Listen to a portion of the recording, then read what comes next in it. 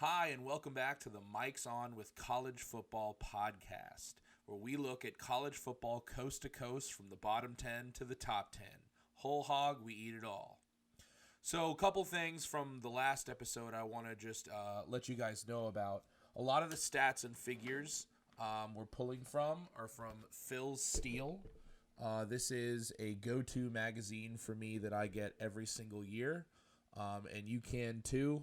It's a great resource, and it has a lot of the stats and figures and just great information about college football. So this is a life source for me. Anyway, we're going to be continuing our preview series today with the Atlantic Coast Conference's Coastal Division, as we just finished up the Atlantic. First up, we have the UNC Tar Heels, who finished 6-7 last year. Bit of an up and down and disappointing season, as they did have a pro-style quarterback, but the offensive line was a little to be desired. Sam Howell accounts for 95% of the team pass yards last year and 30% of their rush yards. He was doing it all for the Heels. They also lose running back Ty Chandler, who had 36% of the team rush yards. And they lose 3 starters on the offensive line, 2 starters on the defensive line, linebackers and defensive backs, respectfully. So that's 2 defensive linemen, 2 linebackers, 2 DBs. So they're kind of having to put some new people in some new spots. Now, the good thing is for the Heels, they've recruited fantastic over the past 2 seasons. Time to see those stars turn into stats, right? 4-star prospects. Let's start to get some production on the field. They do have some key injuries coming out of camp here. Running back British Brooks is out for the year. Tough story on that. That's former walk-on turned scholarship player, 5th-year senior, was going to be his big breakout year. Maybe he gets a medical red shirt and comes back next year. I hope so, because boy, does this guy deserve it. They also are losing wide receiver Antoine Green. They're already pretty thin at wide receiver with just Josh Brown and him as the 2 standouts. So there's going to be a lot of young guys getting some playing time early. He's out with a collarbone injury for about 6 to 10 weeks. Now, they do return a lot, especially on the offensive line.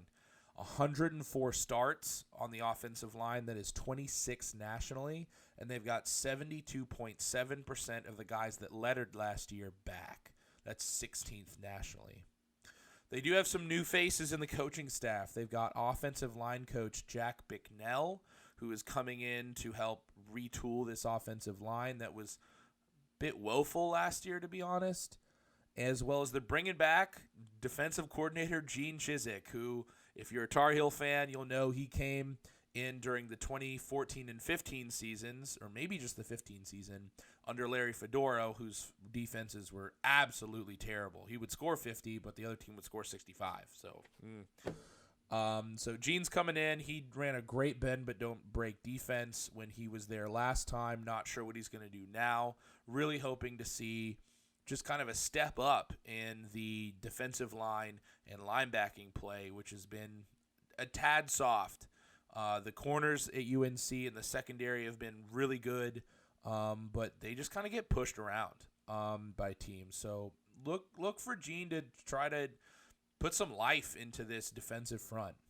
Turning towards kind of the most interesting thing about this team is Drake May. So they're replacing Sam Howell from last season. They've got 2 guys they can choose from, Drake May and Jacoby Criswell. Drake May is more of your strong-arm pocket passer, where Criswell gives you a little bit more outside the pocket.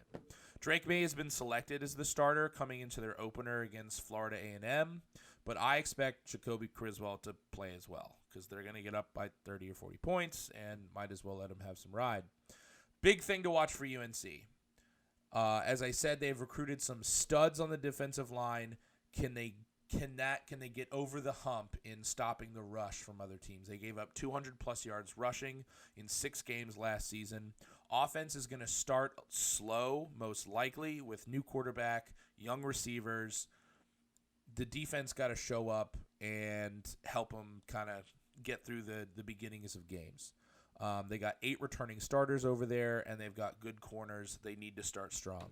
So let's get to the schedule. I got for sure wins here. Obviously, Florida A&M in the opener, Virginia Tech, at home, at Duke, at UVA, home against Georgia Tech, and then one of. Now, I don't think they might get both of these, but one of at App State, at Georgia State. One of the worst non-con scheduling I've seen in a Power 5 program, as UNC goes to App State and to Georgia State. Now, they beat Georgia State by like 40 points last year, but they're retooling it at quarterback, and Georgia State is only getting better as they've really turned that program around down there. And App State's App State in Boone, first Saturday of the year, in-state opponent. The Rock's going to be hyped, so that's an environment that you really don't want to throw a second game starting quarterback in. So we'll see what happens there. They should, if all goes well, they should kind of push App around. If App comes out, if you're watching, we'll touch that game next week. But if UNC comes out and is getting moved by App State on defense, oh boy. For sure, losses on the schedule. I'm seeing at Miami and home against Notre Dame. I just think those teams got way more in the bag than UNC's got to deal with right now. The 50-50s on the schedule. Home against Pitt, that's huge. Normally last year was at Pitt and they had Kenny Pickett and didn't go well. And then at Wake Forest, who's been kind of a bugaboo. That game's always just, guns out. It's finished in the mid-40s to mid-50s 2 years in a row.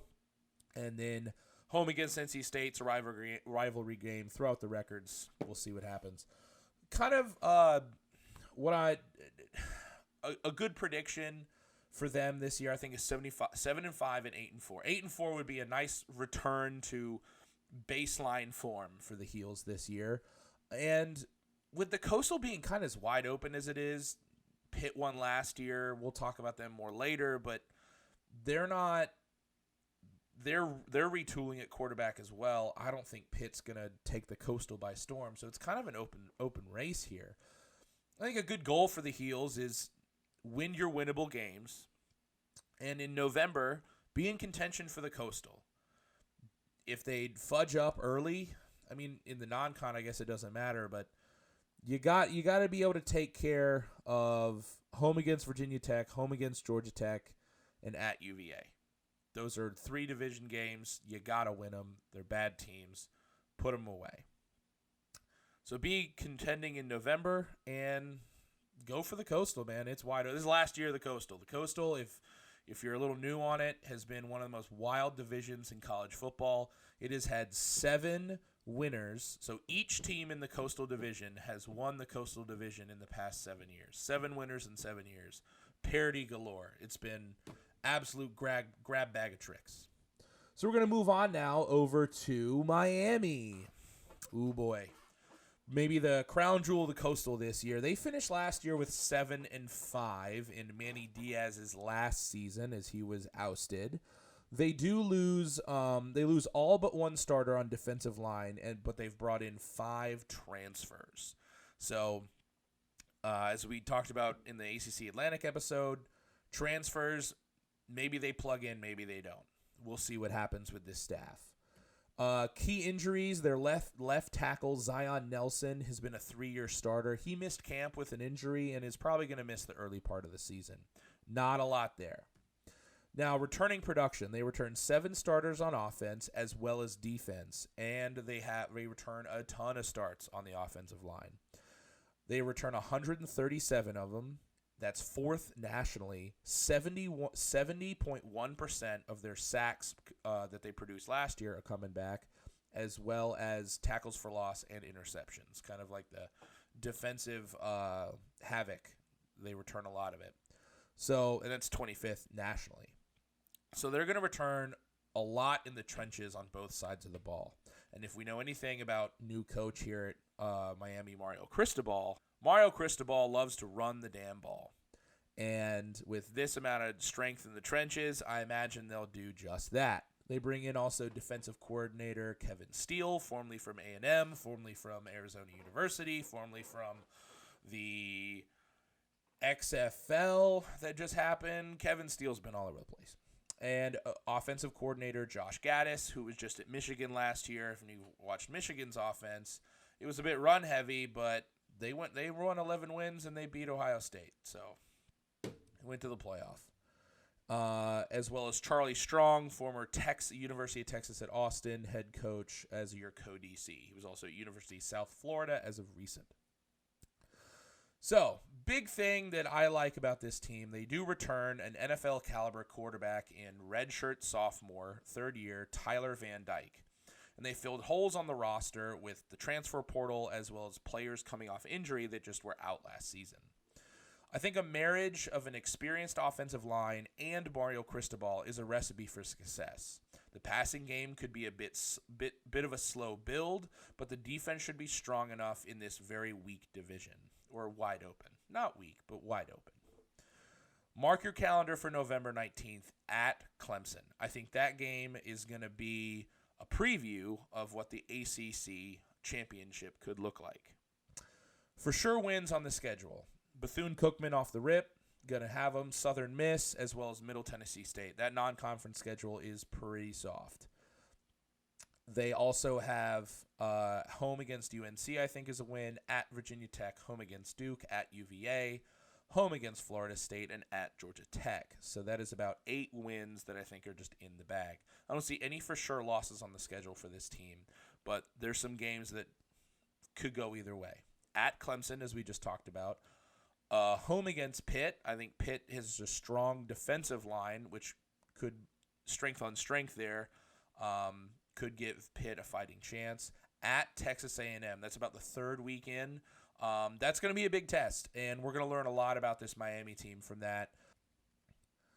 So looking at our record prediction here, I think 10-2 or 11-1 is very doable for the Canes and winning the Coastal Division. I do think the Miami is the odds-on favorite to win this division.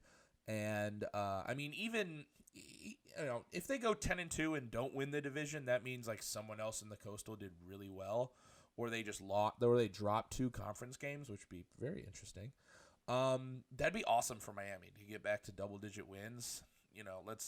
Let's pump the brakes on, Miami's back, but, okay, yeah, fine, sure. We'll, pump the brakes. We'll see about that in the coming years. So going on down the list here, we've got Duke.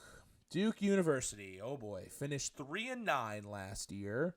They're losing a ton. They're losing their quarterback, Gunnar Holmberg, who was 90% of their pass yards. Their starting running back, Mateo Durant, who went undrafted to the NFL. That's 66% of your rush yards right there, as well as wide receiver 1, Jake Bobo, who transferred, I know not where, but he's the son of offensive coordinator Mike Bobo. He had 25% of your reception yards.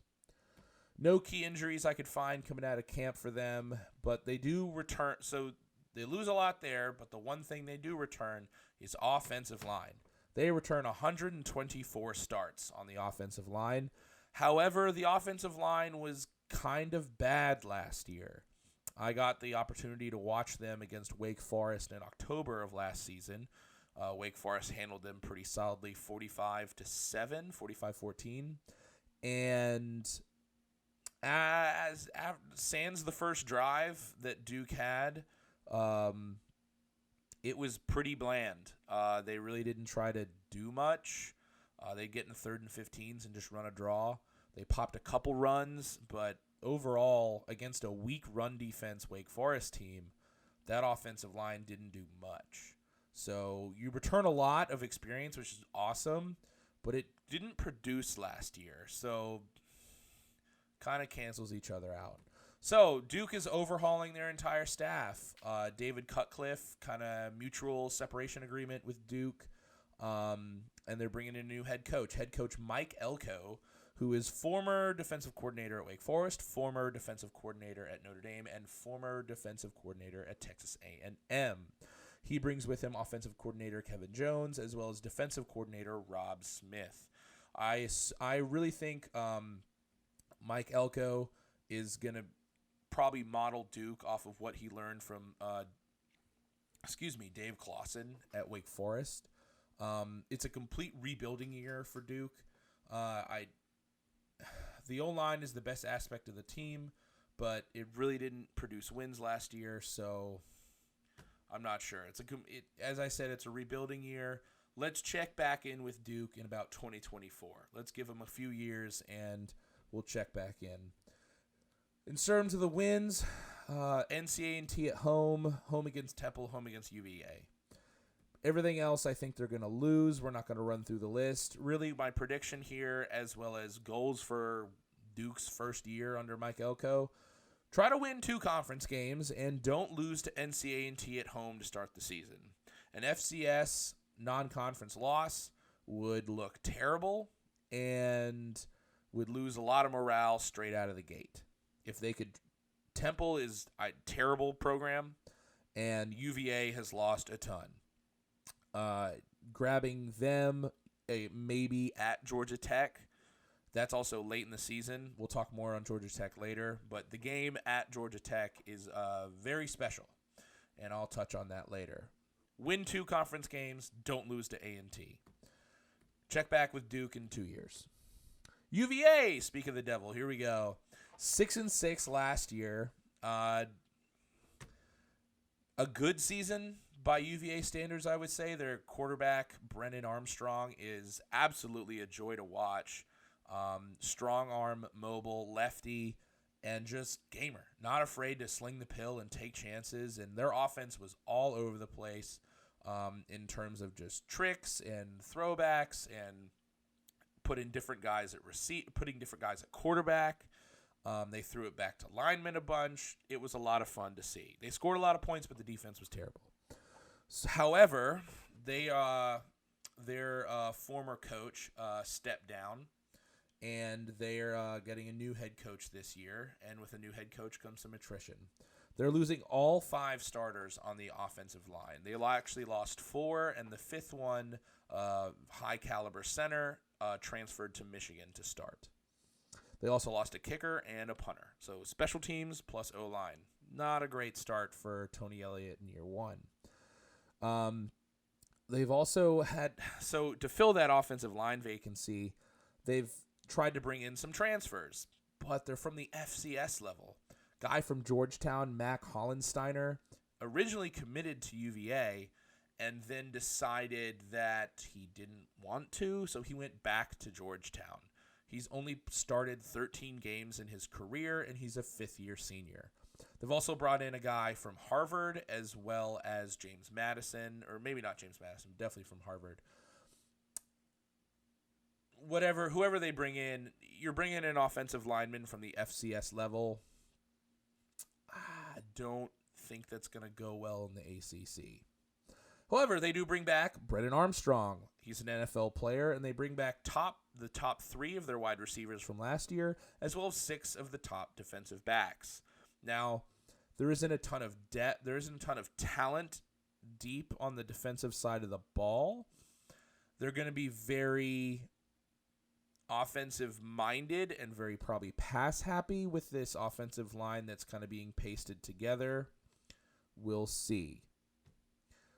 New head coach Tony Elliott, he comes from Clemson, as he brings with him offensive coordinator Des Kitchings and defensive coordinator John Redzinski. For sure wins on the schedule, I'm only seeing 1, and it's home against Richmond to start the season. I think a big thing here for UVA is kind of like Duke. Win a conference game would be nice, maybe 2, and keep Brennan Armstrong alive. He's an NFL player. It'd be really sad to see him get injured this year just because of he's having to do so much.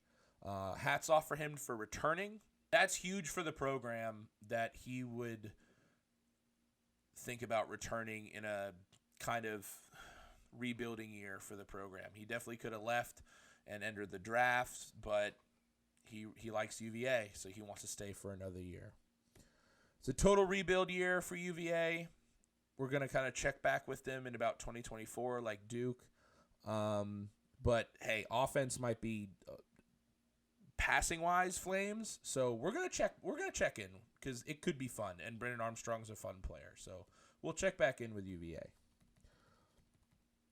Moving on, we're going to go to Virginia Tech, staying in the Commonwealth. They finished at 6-7 this year.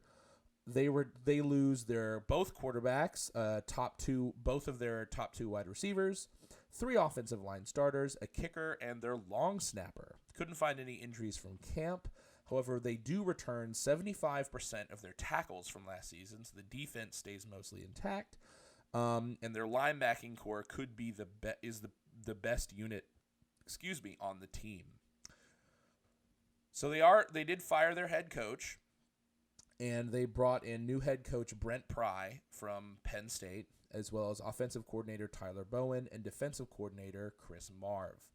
Looks like kind of a rebuild year for the Hokies with new head coach Brent Pry. They did get a transfer quarterback from Marshall, Grant Wells, and I watched a good bit of Marshall last year. Grant Wells can sling it. Absolute arm, very athletic, definitely a Power 5 quarterback. I think he's excellent, and I think he's going to fit in perfectly with this program. They struggled to find a quarterback last year. I think they got their guy in Grant Wells. The defense is probably the better unit here. They're retooling a lot on offense. A 4-0 start would be huge for them, and I think really put a spark back in the Blacksburg faithful. So for sure wins: home against Wofford, home against Georgia Tech, at Duke, at Liberty, home against Boston College. We've got for sure losses on the schedule of Miami, at NC State, and then 50-50s. Using the Phil Steele here, we're looking at the first 4 games of the season. As I said, going 4-0 would be huge for this program. At Old Dominion to start. They lost to Old Dominion 2 years ago. Old Dominion has only gotten better. However, they didn't play in the COVID year, but last year they started 1-6 and then won their last 5 straight. Granted, against terrible competition, but hey, finish the season strong. I think Old Dominion's figuring it out, and they're in the Sun Belt this year, so they're playing better competition. Home against Boston College, home against Wofford, and home against West Virginia. Rivalry game renewed on a Thursday night. Starting 4-0 there would be huge because then they go at North Carolina, at Pitt, home against Miami. I think those are 3 losses. And then the back half of the schedule, they do get home against Georgia Tech, at Duke, at Liberty, and UVA. So there's definitely winnable games. The middle of the schedule is the toughest. There's also at NC State in there. But the beginning and end of the schedule are pretty soft. 3 at the front, 3 at the back, and you got yourself a bowl game. I think that'd be very strong in the first year. Stay in contention, so you're playing for stakes in November. It's the Coastal. Anything can happen, but 6-6, 7-5 would be fine as a first year for Brent Pry, and expect the defense to do a lot of heavy lifting with this team early in the season. So we're going to go over to Georgia Tech. A lot of new coaches. We'll see about Georgia Tech, but this could be hot. This is definitely a hot seat for Coach Jeff Collins. We're looking at they were a 3-9 team last season, and they've lost a ton. Running back Jahmyr Gibbs, who was their most talented and highly touted recruit coming out of high school. He was a third-year player, and he's transferred to Alabama. He had 36% of the team rush yards. They lost their number 2 and number 3 wide receivers, who had 33% of the team receiving yards, 3 offensive line starters, and a kicker who went 11 for 15 last season. Pretty good as a college kicker. No injuries I found from camp. So Georgia Tech doesn't return a ton. They rank 120th nationally in returning production. And they return their quarterback, Jeff Sims. However, he only had 1,500 yards, 12 TDs, and 7 interceptions. So it's not like they return a ton of production there at quarterback. Do they have a new coach? No, but maybe next year. It could get ugly for the Yellow Jackets. Let's look at the schedule. So, if you're Georgia Tech, your permanent if no one knows how the ACC scheduling works, you get a permanent crossover rival from the other division. Georgia Tech has drawn Clemson over the past 7 years, as long as they've done this schedule, as their permanent crossover opponent. So Georgia Tech annually gets to play Clemson, and because they're located in the state of Georgia, the University of Georgia Bulldogs. Ouch. So, with that, coupled with their rest of their schedule, I'm looking at the only win on the season being Western Carolina. And that is week 2 after Clemson, who they play in Atlanta. For some reason, they've decided to schedule non-conference games against Ole Miss, University of Mississippi, coached by Lane Kiffin, who should have an offense that explodes, as well as at University of Central Florida in their second season under Gus Malzahn, with a quarterback, John Reese Plumlee, a sixth-year senior, who's got legs and an arm and can do it all, especially in a Gus Malzahn offense where a running quarterback is almost mandatory. Then they go at Pittsburgh, loss, home against Duke. Since Western Carolina on September 10th, we are now with Duke on October 8th. That is homecoming for the Georgia Tech Yellow Jacket faithful. All the Ramblin' Wrecks will be there at Bobby Dodd Stadium for a homecoming game against Duke, and hopefully the first win of the season in the conference for Georgia Tech. If they don't get it there, it might never happen. They have a bye that following week and then also host Virginia on a Thursday night. It could also happen there, but it better happen there because this is what happens the rest of the way. At Florida State, at Virginia Tech, home game, Miami University. At North Carolina, and then let's go to Athens to get the floor waxed with us on November 26th. Happy Thanksgiving. If Georgia Tech doesn't get Duke on October 8th, I think Jeff Collins is out. Hate to see it. This is his fourth year with the program, and he brought him out of the dregs of the triple option, but nothing has gone right. We're going to take 2020 and throw it out the window. 2021, 3-9. 2019, 3-9. And 2020 was 3-7, but it doesn't matter. They haven't been to a bowl game since 2018, and that was the Quick Lane Bowl in Paul Johnson's last year. Prior to that, it was 2016. It's been tough sledding for Jeff to dig this team out of the triple option that Paul Johnson ran for so long there, but the recruiting has not been there. He really tried to rally and just get all these Georgia players and be the team of Atlanta, a lot like SMU has done in Dallas, and it just hasn't clicked. When you're in your fourth year of the program and you've got your players in the program at this point, and you've got the best, most highly touted recruit that you've had in the program in the past 3 years transfer out, I think the buy-in is slipping. I hope Georgia Tech can turn it around. It's always been a really fun program, and definitely the fans are in there. But it just might be time for Jeff to go and a new start. With the new scheduling that comes out with the ACC next season, Georgia Tech will lose the annual crossover game against Clemson, so that will be one loss that is no longer on the schedule. Hopefully Georgia Tech can pull something out of the hat this year, but it doesn't look good in the non-con, and by homecoming, they better get that Duke win, or it could be curtains. Moving on to a more happy note, let's look at Pitt. Pitt was a great team last year. They finished 11-3 and won the ACC Coastal Division. Now, they did that with a first-round NFL draft pick quarterback, Kenny Pickett, who accounted for about 95% of the team's passing yards. Obviously, fifth-year senior is going to throw the ball a ton, and they lost wide receiver one Jordan Addison to the transfer portal to USC, now coached by Lincoln Riley. He had 1,500 reception yards, and they've lost 4 of their top 7 tacklers on defense, mostly in the linebacking core. Losing the top QB and wide receiver is tough.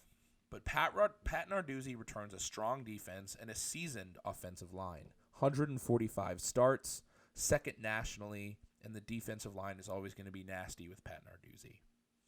They got a transfer from USC, kind of traded players there, is weird. Keaton Slovis, who's a good quarterback. Here's my concern for Pitt this year. Things did not end well between offensive coordinator Mark Whipple and Pat Narduzzi. For likely reasons, and now this has been aired out in the media a little bit, Pat Narduzzi has kind of thrown Whipple under the bus in some interviews that have come out as of late. And I think this is likely for Whipple siloing the offense away from Narduzzi and being much more of a pass-happy offense than Narduzzi would probably want to be a little more conservative and run-heavy.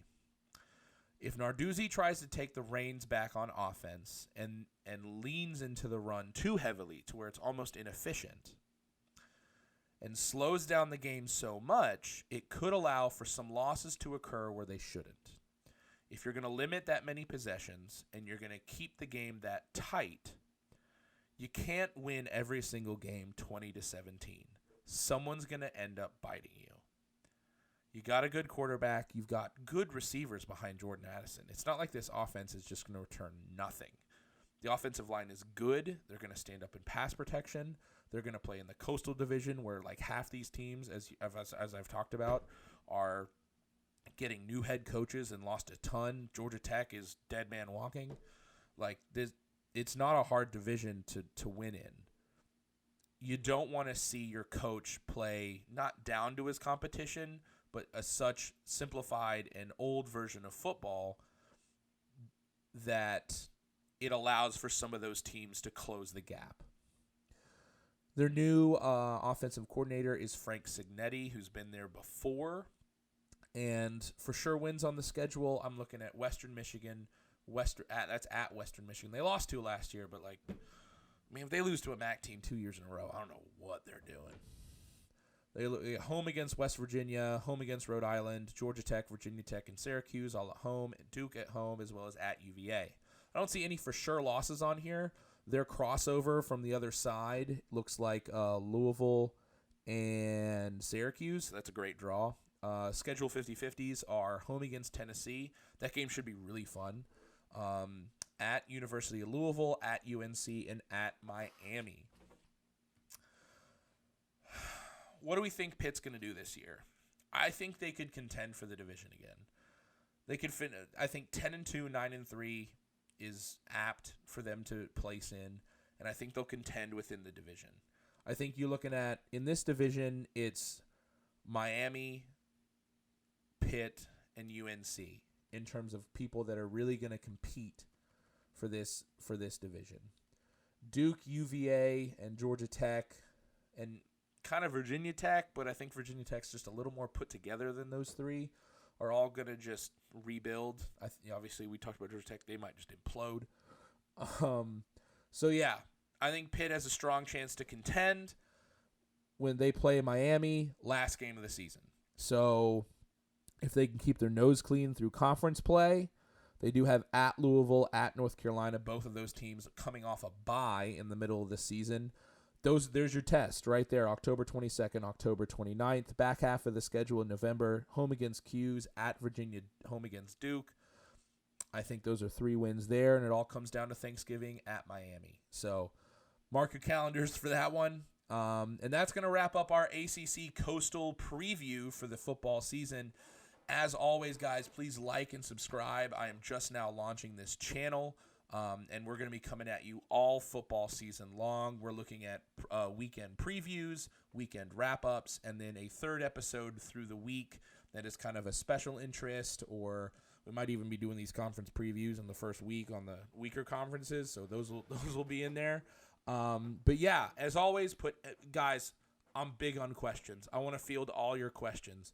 I have a lot of knowledge and I've been watching football for a long time. You got any questions about your team, other teams, this team, even conference expansion if you want to go there. I don't love talking about conference expansion because now that toes meet leather, would like to talk more ball. But hey, questions are questions, and questions will be answered. So leave all your questions in the comments, like, subscribe, and support the channel, and we'll have a lot more coming to you.